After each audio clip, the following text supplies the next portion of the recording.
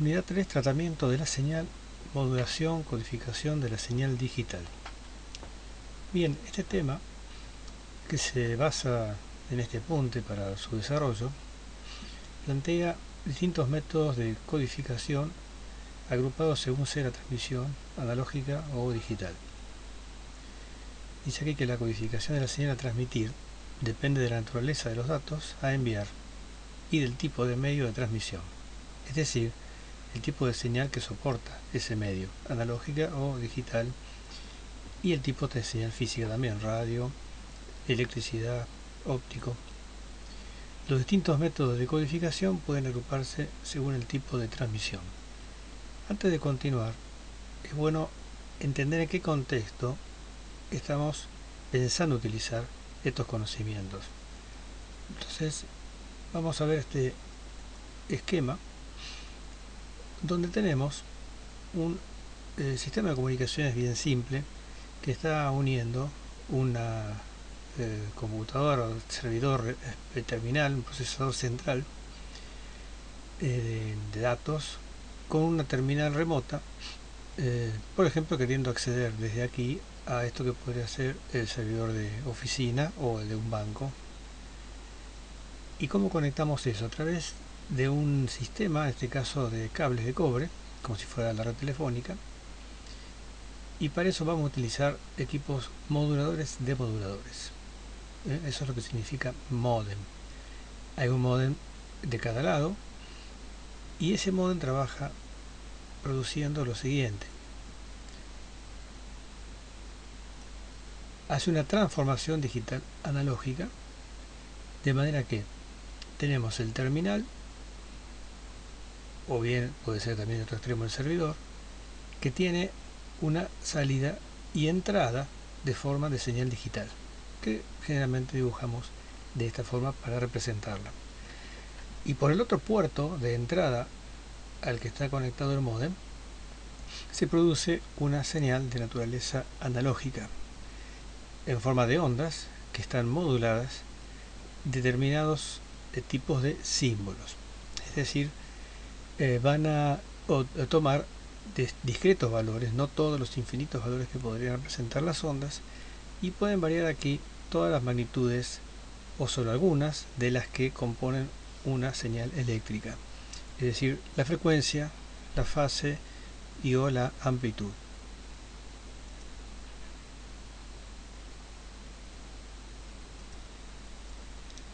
Vueltos ahora al apunte principal, podemos ir recorriendo en el mismo la primera parte, que está bastante bien abordada por los videos complementarios al apunte que ya se pasaron en un listado dentro del material de estudio. En este caso, esta primera parte habla de cómo tratar la interfaz analógica del módem. Por cierto, aquí tenemos un tipo de equipo viejo, pero de ejemplo de módem, que se ponía sobre el escritorio al lado de la computadora. Por detrás están las conexiones, una conexión a una línea de tipo telefónica y otra conexión de tipo de datos, ¿no?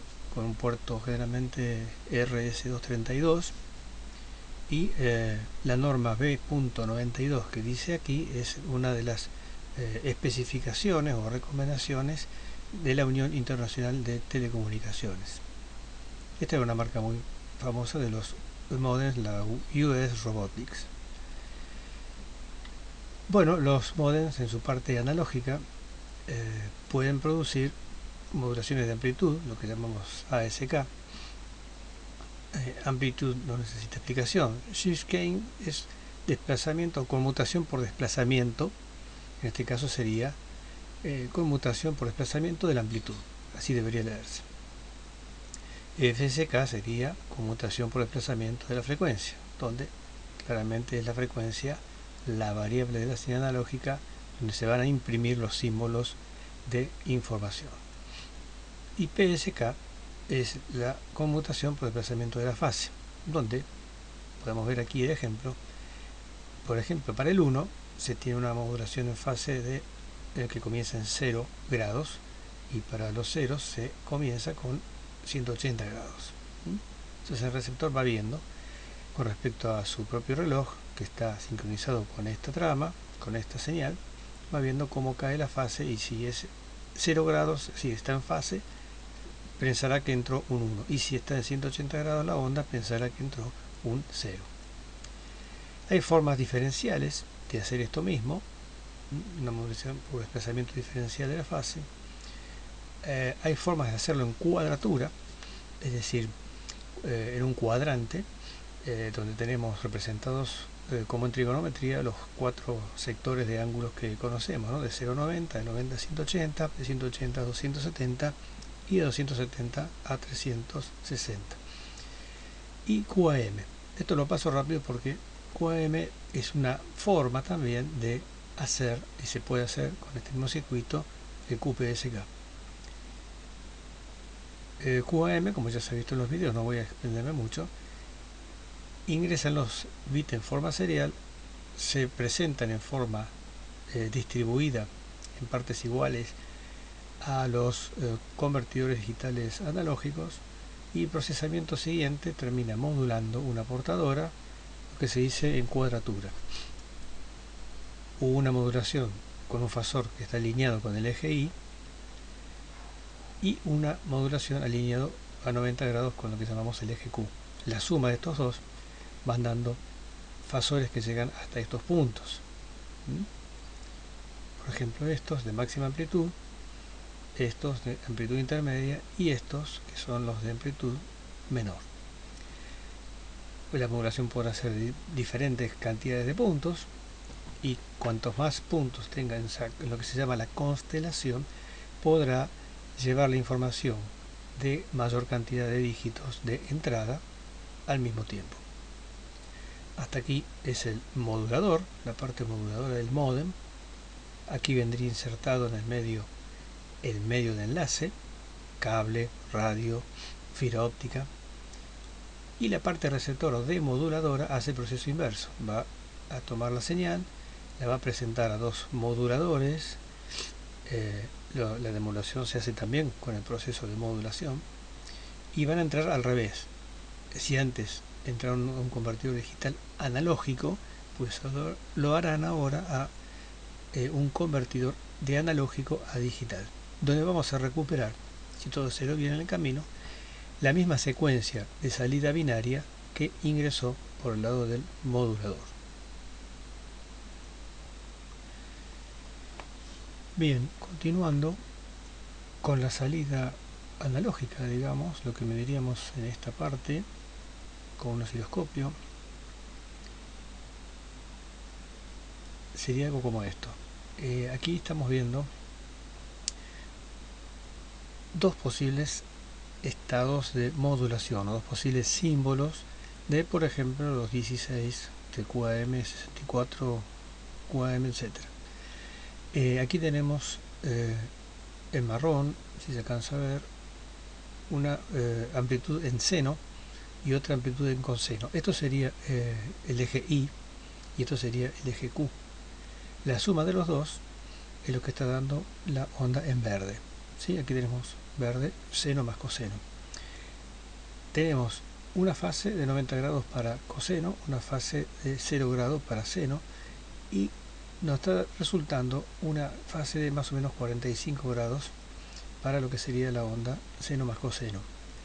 Ahora bien, en el caso de la roja, estamos teniendo la misma suma que antes, pero la amplitud de lo que sería Q ha disminuido a un cuarto. Entonces, estamos aquí no con la suma de seno y coseno en esta onda roja, sino con la suma de la onda seno, la marrón, digamos, más un cuarto de la azul, que sería la coseno.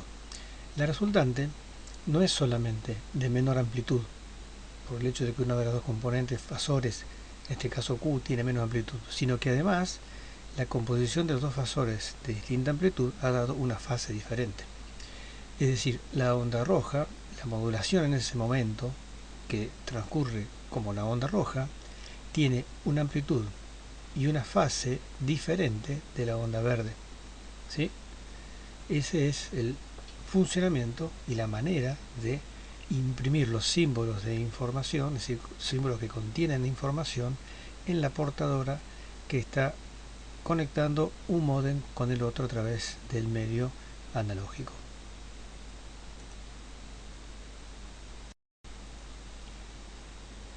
Con respecto a los tipos de modulaciones que estamos viendo, no son los únicos posibles, hay muchos más y dentro de cada uno hay variantes, pero digamos que estos son las bases principales. Las evoluciones, por ejemplo, como de QAM, pueden ser el código Trellis, que es un código que introduce puntos adicionales en las constelaciones que son redundancia de información y permite al receptor poder detectar y recuperar en algunos casos los errores que se cometieron en el camino. Y si hablamos de las modulaciones más modernas, podemos mencionar la OFDM, es una modulación ortogonal por división de frecuencias que tiene una complejidad importante, pero que si la desmenuzamos en sus partes vamos a encontrar estos elementos que hemos visto en este apunte. Ahora tratamos las señales que son también digitales como las anteriores, pero que las vamos a transmitir por un canal que también es digital, o que vamos a enlazarlo directamente con un equipo digital. Es el caso, y nos vuelve a servir el esquema que decíamos de transformación digital analógica. Estamos hablando ahora de la conexión, por ejemplo, entre el terminal o computadora y la interfaz digital del módem, donde va a haber un flujo de datos entrante y saliente en formato digital. Acá se ve como si fuera un único cable, pero en realidad son más de un conductor, y vamos a tener un flujo de transmisión hacia el módem y un flujo de recepción hacia la computadora. En el analógico, vale decir que va a ser igual, va a haber una modulación hacia el otro corresponsal de este módem y una devolución de señal desde el otro corresponsal hacia este módem.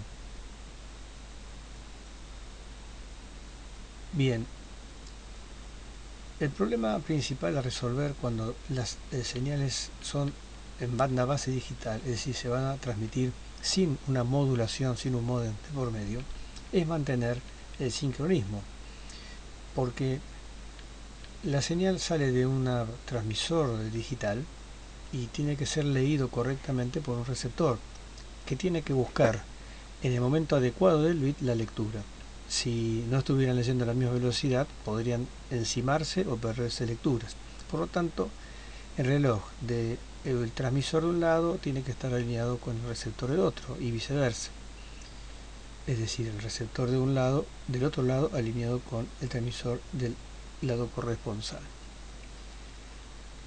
En general tenemos un flujo de datos que representamos por números binarios y tenemos una frecuencia de reloj que marca el pulso en el que transcurren esos dígitos binarios.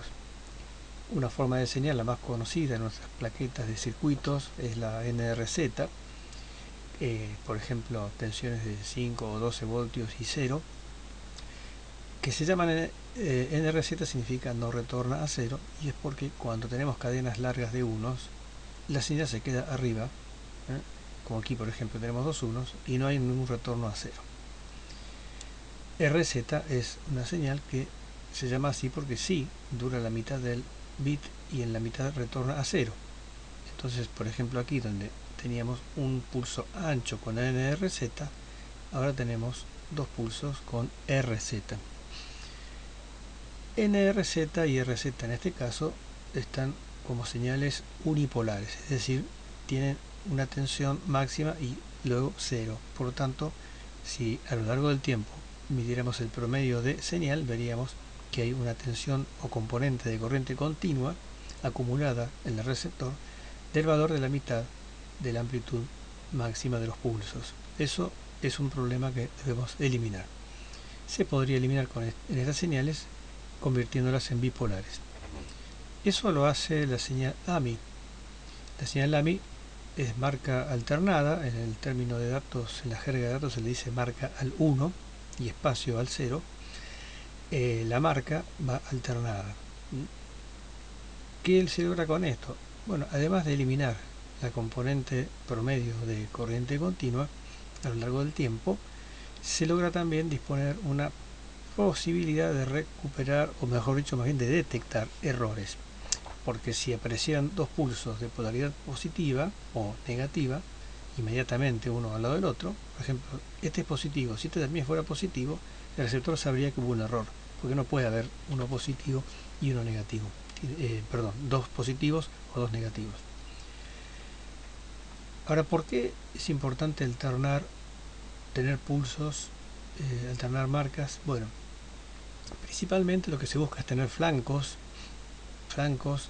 de transiciones de la señal que llega al receptor, porque el receptor puede recuperar el reloj impreso por el transmisor y sincronizar su propio reloj para poder justamente alinearse con los dígitos binarios, es decir, leer el pulso en este momento, en este momento, en este momento, en este, etcétera, y no leerlo por la mitad del pulso o en un flanco, etcétera. O leer dos veces el mismo pulso, o leer un pulso, saltearse y leer el otro, si la frecuencia fuera más baja del reloj propio. Así entonces, es importante que haya pulsos, es decir, transiciones, ya sea para cadenas largas de unos, como para cadenas largas de ceros. Entonces, el código AMI funciona bien cuando tenemos transiciones de 1, porque si son muy largos los unos, es decir, las cadenas, tenemos 20 unos, bueno, vamos a tener 10 pulsos 1 positivo y 10 pulsos 1 negativos. Pero ¿qué pasa con las cadenas largas de ceros? No emiten ningún pulso. Por supuesto, RZ y NRZ tienen la misma problemática. Para eso entonces, entre otros también posibles, se han generado los códigos Manchester. El código Manchester tiene mucha más densidad de transiciones, ya sea el Manchester o el Manchester diferencial, y funcionan de la siguiente manera. El código Manchester, según alguna bibliografía, por ejemplo Marinho, y no según otra bibliografía, por ejemplo Tomasi, pero funciona marcando los unos como una transición al medio del bit de más A menos A, o sea, de la tensión positiva a la negativa, y los ceros al revés, del negativo hacia el positivo.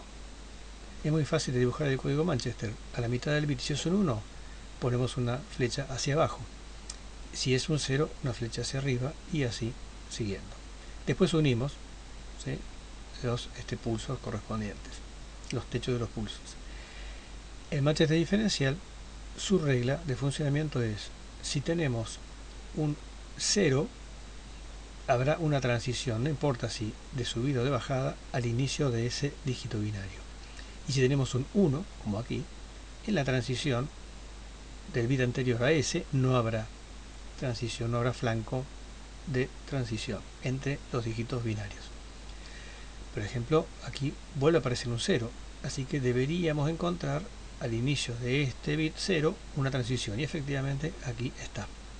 Aquí tenemos un 1, entonces en esta transición, que es el inicio de ese dígito, no deberíamos encontrar transición o flanco, efectivamente así es.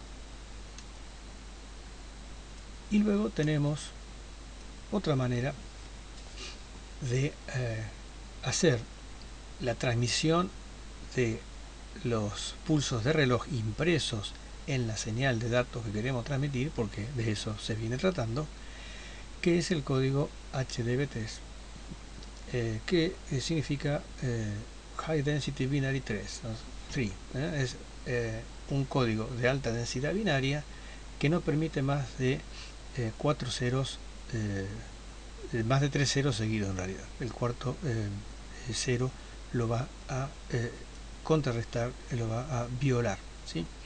Ahora vamos a ver enseguida a continuación cómo es ese procedimiento.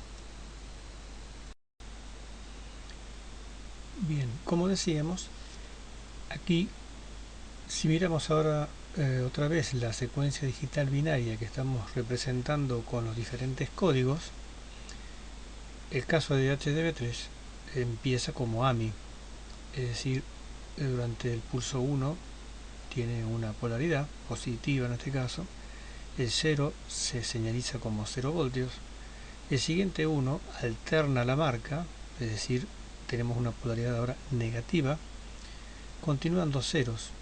Bueno, aquí tenemos dos ciclos de reloj con tensión 0 voltios, vuelve a aparecer un 1 positivo, el siguiente 1 negativo, y después contabiliza un 0, dos ceros, tres ceros, y hasta aquí la tensión se mantuvo en 0 voltios. Pero cuando intenta comenzar el cuarto cero, el transmisor agrega un pulso que se denomina violación, porque en realidad lo que hace es violar la ley de la polaridad invertida. Es decir, el pulso anterior 1, que era un 1 real, era negativo, el próximo pulso debió haber sido positivo. Sin embargo, al copiar la polaridad, el receptor lo reconoce como un pulso falso. Luego, si debiera continuar, como en este caso, otro 1, se señalizaría con una transición que cambia otra vez la polaridad del anterior, y en este caso sería tomado como un 1 válido. Para ver más en detalle el HDB3, vamos a cambiar a otro esquema, ese que tenemos aquí. En este caso hay más ceros para poder notar qué pasa cuando hay cadenas largas de ceros, no solamente con el HDB3, sino también con otro código que es de uso en América, es decir, en Norteamérica, Canadá, Japón, no tanto en Latinoamérica y Europa, que utilizamos más el HDB3. Vamos primero a lo que estamos analizando. Aquí tenemos una cadena larga de ceros, tenemos 1, 2, 3, 4, 5, 6, 7, 8 ceros, después seguidos por un par de unos y tenemos otra vez 5 ceros más.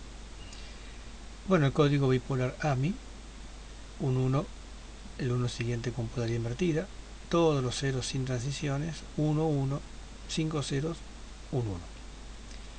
En el caso del HDB3 va a copiar lo del AMI, es decir, va a contener lo que tiene el AMI, pero se agregan las violaciones y también lo que vamos a llamar rellenos.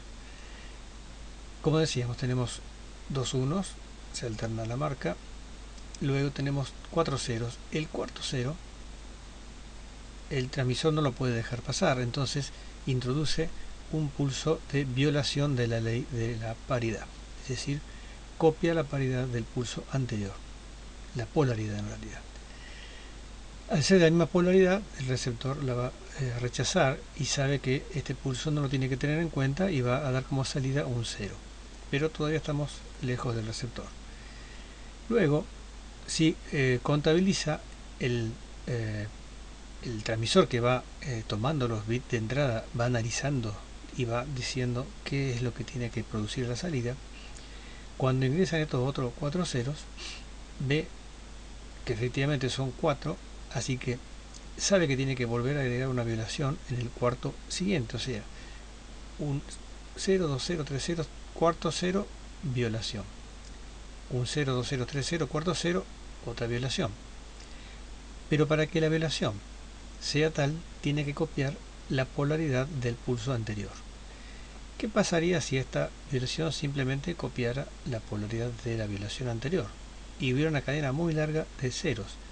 Todas las violaciones hubieran sido en este caso negativas y entonces hubiéramos tenido un desplazamiento de la tensión media, es decir, de corriente continua, negativo. Y dijimos que es importante eliminar la componente de corriente continua.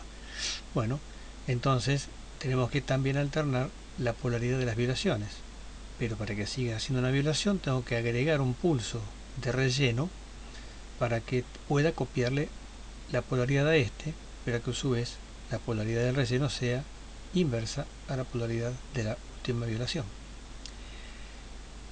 Luego va a venir un 1, se va a reconocer y marcar adecuadamente, marcando alternando la marca de polaridad.